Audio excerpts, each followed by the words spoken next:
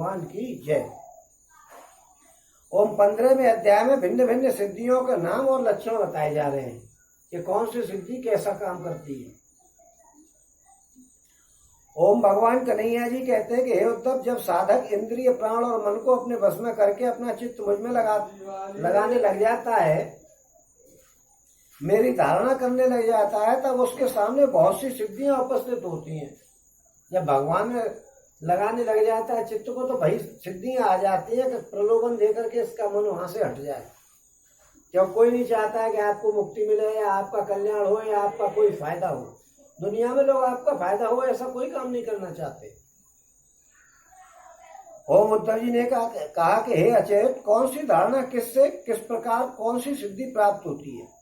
कौन सी धारणा करने से किस प्रकार कौन सी सिद्धि प्राप्त होती है और उनकी संख्या कितनी है। आप ही योगियों को सिद्धियां देते हैं, अतः आप इनका वर्णन कीजिए। ओम भगवान कन्हैया जी ने कहा कि प्यारे उद्धव, धारणा योग के पारगामी योगियों ने 18 प्रकार की सिद्धियां बतलाई। सिद्धियां 18 प्रकार की होती हैं। 8 सिद्धियां खास होती हैं। कहते हैं अष्ट सिद्ध नवनिधि के दाता, असवर दीन जानकी माता। और हे प्रिय उद्धव, धारणा योग के पारगामी योगियों ने 18 प्रकार की सिद्धियां बतलाई। उनमें 8 सिद्धियां तो प्रधान रूप से मुझ में ही रहती हैं। 8 सिद्धियां तो प्रधान रूप से भगवान में ही रहती हैं और दूसरे में तो वो न्यून रहती हैं। प्रधान सिद्धियां तो 8 भगवान में रहती हैं। ओम तथा 10 सद्गुण के विकास से भी मिल जाती हैं। 10 सिद्धियां सद्गुण का विकास हो जाए, तो सत्गुण होता है जो, उसका विकास हो जाए तो 10 सिद्धियां मिल जाती हैं। और उनमें 3 सिद्धियां तो शरीर की हैं, अणिमा, महिमा और लघिमा, ये शरीर की हैं। इंद्रियों की एक सिद्धि है प्राप्ति। लौकिक और पारलौकिक पदार्थों का इच्छानुसार अनुभव करने वाली सिद्धि प्राकाम्य है। लौकिक और पारलौकिक पदार्थों का इच्छानुसार अनुभव करने वाली सिद्धि प्राकाम्य है। माया और उसके कार्यों को इच्छानुसार संचालित करना ईष्टा नाम की सिद्धि का कार्य है। उन विषयों में रह करके भी उनमें आसक्त नहीं होना। विषयों में फंस रहे, दुनिया में रह रहे, घर गृहस्थी में रह रहे हैं, मगर उसमें कोई आसक्ति नहीं है, उसे वशता नाम की सिद्धि कहते हैं। और जिस जिस सुख की कामना करे उसकी सीमा तक पहुंच जाना कामा बसायता नाम की 8वीं सिद्धि है। ये 8 सिद्धियां भगवान में हर समय रहती हैं। ओम, ये 8 सिद्धियां मुझ में स्वभाव से ही रहती हैं और जिन्हें मैं देता हूं उन्हीं को अंशतः प्राप्त होती है, पूरी प्राप्त नहीं होती है। ओम, इनके अतिरिक्त तो और भी कई सिद्धियां हैं। शरीर में भूख प्यास आदि वेगों का नहीं होना, बहुत दूर की वस्तु को देख लेना और बहुत दूर की बात को सुन लेना, ये भी सिद्धियों के द्वारा हो जाता है। और मन के साथ ही शरीर का उस स्थान पर पहुंच जाना, जो इच्छा हो वही रूप धारण कर लेना, दूसरे शरीर में प्रवेश कर जाना, जब इच्छा हो तभी शरीर छोड़ देना। और अप्सराओं के साथ होने वाली देव क्रीड़ा का दर्शन करना, संकल्प की सिद्धि सब जगह सबके द्वारा बिना ननु नच के आज्ञा पालन, ये 10 सिद्धियां जो है सत्गुण के विशेष विकास से हो जाती हैं। यदि आप ज्यादा धार्मिक हो जाओगे तो आपको कुछ सिद्धियां ऐसी प्राप्त हो जाएंगी कि जो आप कहोगे वही हो जाएगा, जो आप इच्छा करोगे वो सब हो जाएगा। इस प्रकार की सिद्धियां जो सत्गुण का विशेष विकास हो जाता है, तो ऐसी सिद्धियां अपने आप प्राप्त हो जाती हैं। ओम, भूत भविष्य और वर्तमान की बात जान लेना, शीत उष्ण सुख और दुख, राग और द्वेष आदि द्वंद्वों के बस में नहीं होना, दूसरे के मन आदि की बात जान लेना, अग्नि सूर्य जल विष आदि की शक्ति को स्तंभित कर देना और किसी से भी पराजित नहीं होना, ये 5 सिद्धियां भी योगियों को प्राप्त हो जाती हैं। ये 5 सिद्धियां भी प्राप्त हो जाती हैं, ऐसा नहीं है कि सिद्धियां प्राप्त नहीं हो। ओम प्रिय उद्धव, योग धारणा करने से जो सिद्धियां प्राप्त होती है उनका मैंने नाम निर्देश के साथ वर्णन कर दिया है। अब किस धारणा से कौन सी सिद्धि प्राप्त और कैसे होती है यह बतलाता हूं, उसको भी सुनो। हे प्रियोद्धत, पंचभूतों की सूक्ष्मतम मात्राएं मेरा शरीर है। पंचभूतों की जो सूक्ष्मतम मात्राएं हैं वो मेरा शरीर है, मेरा ही शरीर है वो। पंचभूतों की जो सूक्ष्मतम मात्राएं हैं, ओम जो साधक केवल मेरे उसी शरीर की उपासना करता है और अपने मन को तदाकार बना करके उसी में लगा देता है, अर्थात मेरे तन्मात्रात्मक शरीर के अतिरिक्त और किसी भी वस्तु का चिंतन नहीं करता है, उसे अणिमा नाम की सिद्धि अर्थात पत्थर की चट्टान आदि में भी प्रवेश करने की शक्ति मिल जाती है। अणिमा शक्ति क्या होती है? अणिमा सिद्धि, क्या आप पत्थर की चट्टान में भी प्रवेश कर जाएंगे? भगवान में है। ये उन्होंने सिद्ध किया था, हिरण्याकश्यप को मारने के लिए पत्थर में से निकल पड़े थे। पहले उसमें प्रवेश किया था, फिर निकल पड़े। ये अणिमा नाम की सिद्धि अर्थात पत्थर की चट्टान में भी प्रवेश करने की शक्ति अणुता प्राप्त हो जाती है। और कैसे होती है? पंचभूतों की सूक्ष्मतम मात्राएं मेरा ही शरीर है। जो साधक केवल मेरे उसी शरीर की उपासना करता है, अपने मन को तदाकार बनाकर के उसी में लगा देता है, अर्थात मेरे तन्मात्रात्मक शरीर के अतिरिक्त और किसी भी वस्तु का चिंतन नहीं करता, उसे अणिमा नाम की सिद्धि प्राप्त हो जाती है, अर्थात पत्थर की चट्टान आदि में प्रवेश करने की शक्ति उसको में आ जाती है, उसे अणुता प्राप्त हो जाती है। और महतत्व के रूप में भी मैं ही प्रकाशित हो रहा हूं। महतत्व कौन है? भगवान जी। और उस रूप में समस्त व्यावहारिक ज्ञानों का केंद्र मैं ही हूं।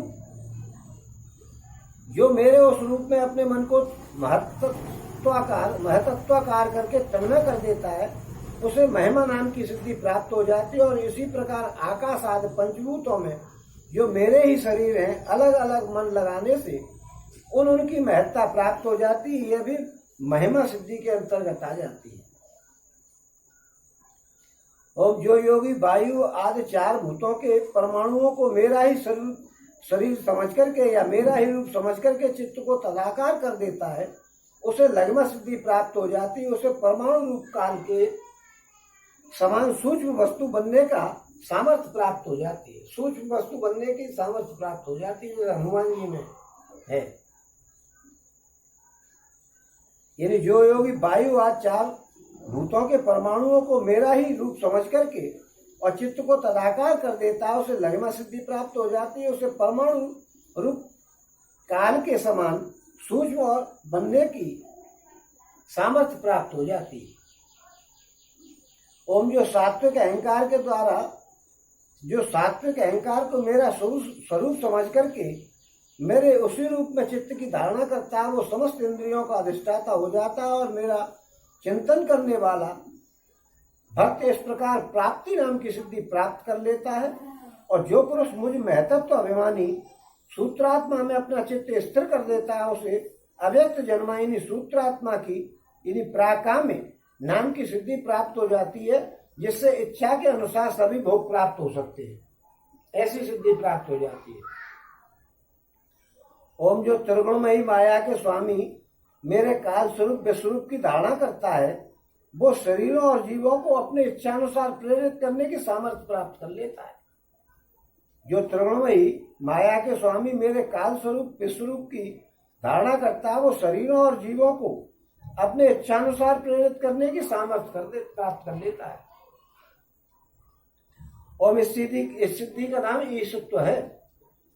ओम जो योगी मेरे नारायण स्वरूप में, जिसे तुरीय और भगवान भी कहते हैं, मन को लगा देता है, मेरे स्वाभाविक गुण उसमें प्रकट होने लगते हैं और उसे वसिता नाम की सिद्धि प्राप्त हो जाती है। और निर्गुण ब्रह्म में मैं ही हूं।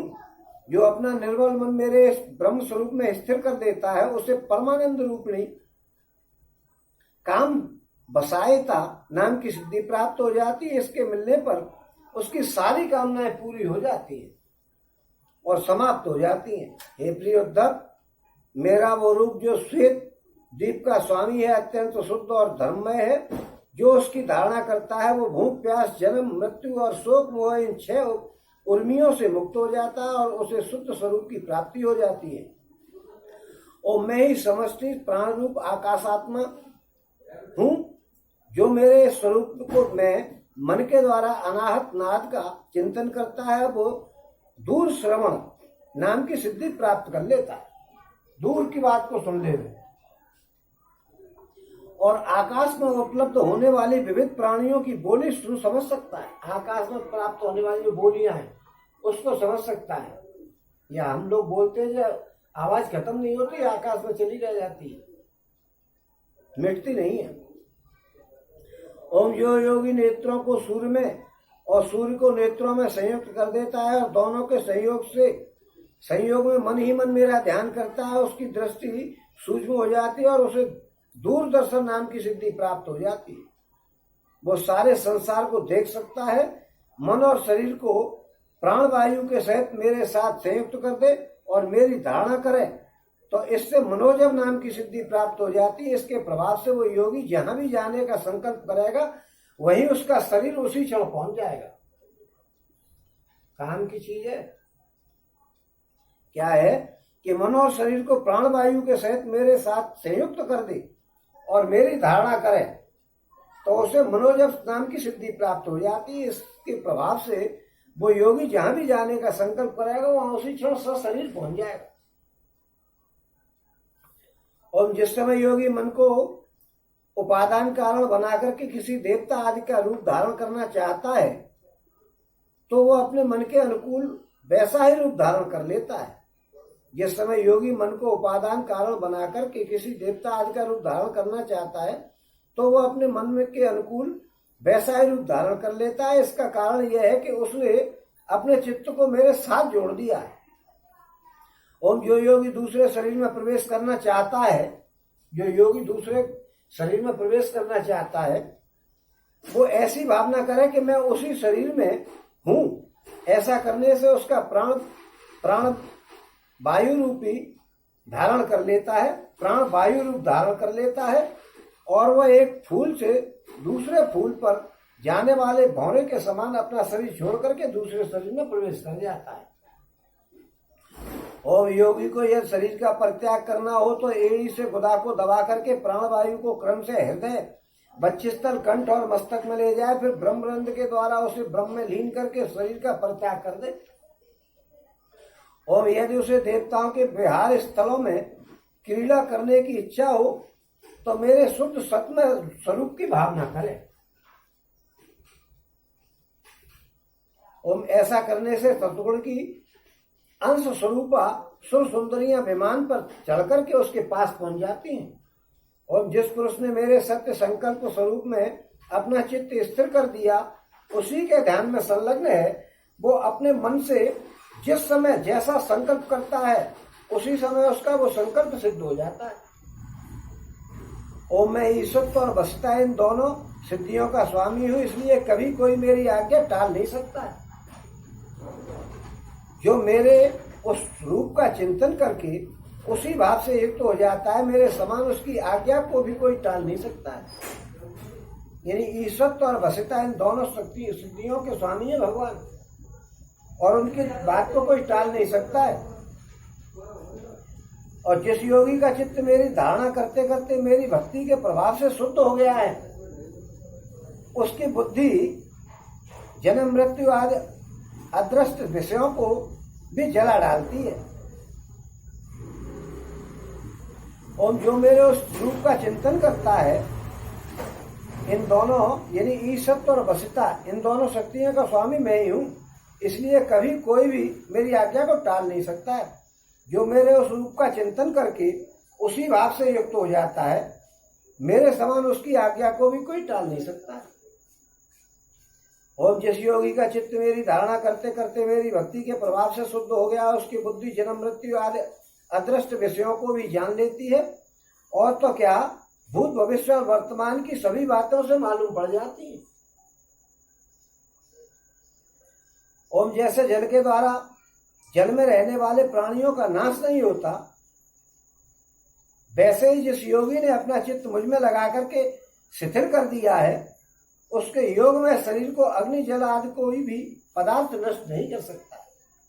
ओम जो पुरुष श्री बस आदि चिन्ह और शंख गदा चक्र पद्म आदि आयुधों से विभूषित तथा ध्वजा छत्र चवर आदि से संपन्न मेरे अवतारों का ध्यान करता है, वो अजय हो जाता है, उसको कोई जीत नहीं सकता है। ओम इस प्रकार जो विचारशील पुरुष मेरी उपासना करता है और योग धारणा के द्वारा मेरा चिंतन करता है, उससे वे सभी सिद्धियां पूर्णतः प्राप्त हो जाती है जिनका वर्णन मैंने किया है।